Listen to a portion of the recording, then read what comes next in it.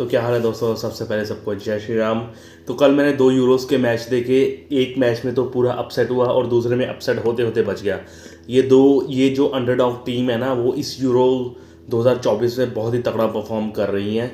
और वैसे ही हुआ कल पहला मैच जो देखा ना, बेल्जियम और स्लोवाकिया का। आप अगर टीमों की रैंकिंग के हिसाब से देखोगे ना, तो जो बेल्जियम है नंबर 3rd रैंक पर है ऑल ओवर वर्ल्ड में, और जो स्लोवाकिया के 48वें नंबर पर है, 48 मतलब 48 नंबर पर है। तो on the paper, on the record in दोनों टीम का कोई मैचअप नहीं था। लेकिन जो खेल होता है, यही तो एंटरटेनमेंट है, यही तो गर्दा है मैच का। जो टीम उस दिन उस पल में अच्छा खेलेगी और वही जीतेगी। और वैसा ही हुआ स्लोवाकिया के साथ। स्लोवाकिया ने क्या खेला मैच। मुझे स्लोवाकिया के एक भी प्लेयर का नाम नहीं आता, लेकिन जो उन्होंने खेला, शांस्की ने जो खेला ना, बहुत ही तगड़ा खेला। अगर हम बेल्जियम की बात करें, बेल्जियम के पास चांस बहुत बने, और सबसे मुझे गुस्सा आ रहा है ना प्लेयर में, रोमारू लुकाकू का। अगर आप उनकी हिस्ट्री देख लोगे, 85 मैच इंटरनेशनल गोल किए हैं उन्होंने 114 मैचों में। और क्वालिफायर 14 गेम में ना, जो क्वालिफाई हुए थे यूरोस के लिए, सबसे ज़्यादा गोल उनके ही थे। लेकिन वो ऐसा बंदा है ना, क्लच मोमेंट जो मौके पे काम आता है, वो हमेशा पीछे हट जाता है। अब देखो यहाँ पर मौके उसको इतने मिले, ठीक है ना, 3-4 मौके तो साफ साफ मिले, 3 मौके, लेकिन वहीं पर वो फिसड्डी साबित हुआ। एक तो गोल किया उसने, 2 गोल किए उसने, लेकिन वो दोनों डिसअलाउड हो गए। एक गोल किया वो ऑफ साइड होगा, वो तो 100% ऑफ साइड था। लेकिन जो दूसरा गोल था, वो हाथ लग गया था उनके बेल्जियम के एक प्लेयर का। तो वो पास लुकाकू को दिया था और वो गोल कर दिया था। लेकिन वो नई टेक्नोलॉजी आई है, स्नीकोमीटर टेक्नोलॉजी। जैसा आप क्रिकेट में देखते हो ना, स्नीकोमीटर जब कैच लग जाता है तो उसका थर्ड अंपायर उसका देखता है, वेव्स ही आने लग जाती है। वैसे यहाँ पर इस बार नई टेक्नोलॉजी यूज़ की और उसमें वेव आ गई थी, हाथ लग गया था, तो वो डिसअलाउड हो गया था गोल। तो बहुत ही बेकार मैच रहा रोमारो लुकाकू का। जब भी आपको किसी चीज़ की ज़रूरत होगी, तो ये हम बंदा हमेशा पीछे हट जाएगा किसी भी मैच में होगी। और डोकू के लिए भी मैं बहुत शर्मिंदा हूँ। डोकू ने भी बहुत चांसेस मिस किए, 2-3 चांस क्लियर कट मिस किए। राइट साइड से, राइट विंग से वो चांसेस बना रहे थे, लेकिन वो चांसेस को कन्वर्ट नहीं कर पा रहे थे। अगर हम एसजी भी देखो तो 2.0 एसजी थी, लेकिन एक्सपेक्टेशन गोल थी, लेकिन गोल किया ही नहीं उन्होंने। और केविन डिब्रोइन तो अच्छे लग रहे थे, लेकिन उनके भी एक आधे पास ना थोड़े से मिस हो रहे थे। पता नहीं क्या चक्कर है। इंटरनेशनल मैचेस में बेल्जियम की तरफ से केविन डिब्रोइन का परफॉर्मेंस क्लब लेवल के मुकाबले थोड़ा सा नीचे हो जाता है। और वहीं त्रोसार्ड ने भी बहुत डिसअपॉइंट किया। उनके 2-3 पास तो ऐसे ही थे कि स्लोवाकिया को दे रहे थे वो पास। उनका भी क्लब लेवल से नीचे ही रहता है बेल्जियम में मुकाबला। तो बहुत ही अच्छा खेले, डिफेंडिंग बहुत ही अच्छी की स्लोवाकिया ने।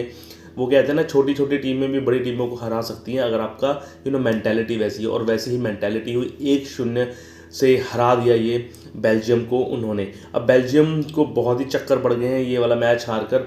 उनको अब केविन डी ब्रुयने ने बोला भी है कि हमें यहाँ से उठ जाना चाहिए, यहाँ से इस हार को भूलकर नई शुरुआत करनी चाहिए, और वैसा ही करना चाहिए, वरना बेल्जियम इस रेस से बाहर हो जाएगा दोबारा से। और क्या बात करें, बेल्जियम की बहुत एक्सपेक्टेशन थी।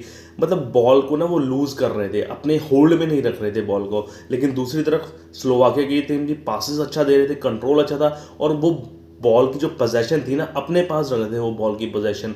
लेकिन वहीं बेल्जियम इसके उल्टा थी। बहुत ही डिसहार्टनिंग हुआ मैं, क्योंकि बेल्जियम को मैं तहे दिल से सपोर्ट कर रहा था, और कतई रद्दी मुकाबला हुआ बेल्जियम के हिसाब से। और अगर हम दूसरा मैच में भी अपसेट होते होते होते बच गया है ये। और मेरे ख्याल से बहुत ही तगड़ा खेली ऑस्ट्रिया का मुकाबला था फ्रांस से। अगर हम फ्रांस की बात करें ना, तो सबसे बढ़िया टीम है फ्रांस की ऑन द पेपर। अगर आप फ्रंट में बात करोगे, मिडिल फील्ड में बात करोगे, और डिफेंडर से बात करोगे, इनसे बढ़िया टीम कोई नहीं। अगर डिफेंडर की बात करें, जूल्स कोंडे, थुरम है आपके पास, ठीक है ना, सलीबा है आपके पास, इतने तगड़े तगड़े। मिडफील्डर में कांटे हैं, चुआमिनी है, कामाविंगा है। फॉरवर्ड में तो आपके भाई क्या कह रहे हैं, फॉरवर्ड में आपके तो एम्बापे हैं इसके पास, जीरू हैं इनके पास, एंटोनियो ग्रीजमैन है इनके पास, ठीक है ना, इतने तगड़े तगड़े। और बुकायो है, बुकायो नहीं, एक है उनके पास जो पीएसजी की तरफ से खेलते हैं, मुझे नाम नहीं याद आ रहा। इतने तगड़े प्लेयर हैं, लेकिन फिर भी एक गोल जो हुआ वो भी ओन गोल हुआ। ऑस्ट्रिया के जो वॉबर प्लेयर है, अच्छी काटी थी एम्बापे ने बॉल, अच्छी तरह से राइट की तरफ से ले गए थे बॉल, लेकिन अच्छा फिनिश जो था ऑस्ट्रिया का कर पाए। उनके हेडर लगा वॉबर का, कहीं और करना चाहते वो गोल नहीं हो सकता था। लेकिन वो गोल हेडर की तरफ हुआ, वॉबर ने अपना गोल अपने तरफ से कर दिया। तो मैं बोलना चाहूँगा कि एक ऑस्ट्रिया को 1-2 चांस मिले और एक क्लियर कट चांस मिला जब दोनों 0-0 पर थे।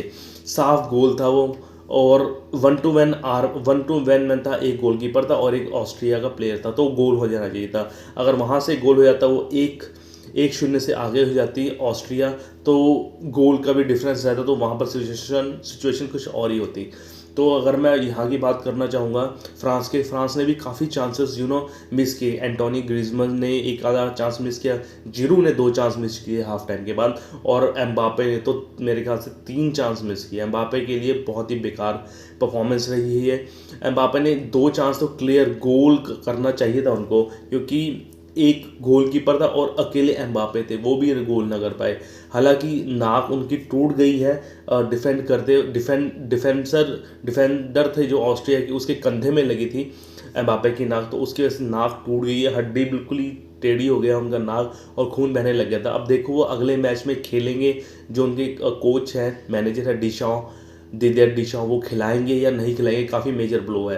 अगर हम इसकी बात करें फ्रांस की, तो उनके सबसे बढ़िया मुझे डिफेंडर लगे, बहुत ही तगड़ा खेले डिफेंडर, जूल्स कॉन्डे आउटस्टैंडिंग रहा, और सलीबा तो मक्खन की तरह काम करता है, डिफेंडिंग बहुत ही अच्छी करता है, मतलब टेक्निकली साउंड काफ़ी है। और वहीं थियो हर्नांडेस भी बहुत ही तगड़ा खेला। लेकिन मेरा मैन ऑफ द मैच रहा, और सबका मैन ऑफ द मैच रहा हमारे एनगोलो कांटे को देख के ऐसा नहीं लग रहा कि वो यूरोपियन क्लब से बाहर हो गए, जिन्होंने सऊदी अरेबिया से खेला, कि वो दूसरे क्लब में अच्छे वाले लीग में नहीं गिरा, लेकिन परफॉर्मेंस उसकी बिल्कुल ही वैसी रही, बहुत ही तगड़ा खेला। आप देखोगे ना, वो सारा मैदान कवर करता रहा। और एक उन्होंने तो जो सलीबा से मिस हुआ था ना, वो एक डिफेंडर सलीबा से मिस हो गया था, लेकिन वो एक शॉर्ट गोल जो बचाया एनकांटे ने, तो इसकी वजह से उनको मैन ऑफ द मैच मिला। एनकांटे को सारा ग्राउंड कवर किया उन्होंने, अकेला ही प्लेयर है जो मिडफील्डर का यहाँ भागता रहा। अब कांटे आगे हैं तो चुआमिनी और कामाविंगा को खिलाने की ज़रूरत नहीं पड़ रही दिदर डिशॉम को, क्योंकि डीप ही इतनी है, अगर ज़रूरत पड़ेगी तो वो डिशॉ है आगे खिलाना पसंद करेंगे उनको अगले मैचों में। तो N'Golo Kante man of the match रहे मेरे लिए और सबके लिए, बहुत ही अच्छा रहा। तो यही था, एक अपसेट हो गया था बेल्जियम हार गई थी, और दूसरा अपसेट होने वाला था, लेकिन उनके डिफेंसिव जो है, यही दोनों टीम में डिफरेंस है। बेल्जियम के डिफेंस बिल्कुल अच्छा नहीं है, और दूसरी तरफ फ्रांस का डिफेंस बहुत ही शानदार, बहुत ही तगड़ा है। इस यूरोप में सबसे तगड़ा डिफेंस उनके पास ही है, तभी एक भी गोल कंसीड ना करते हुए उन्होंने 3 पॉइंट हासिल कर लिए हैं, और बेल्जियम ने 3 पॉइंट लॉस कर लिए हैं। तो देखो आगे क्या क्या मैच होंगे, बहुत तगड़े मैच हो रहे हैं। तब तक के लिए मेरे चैनल को लाइक सब्सक्राइब कीजिए। जय श्री राम।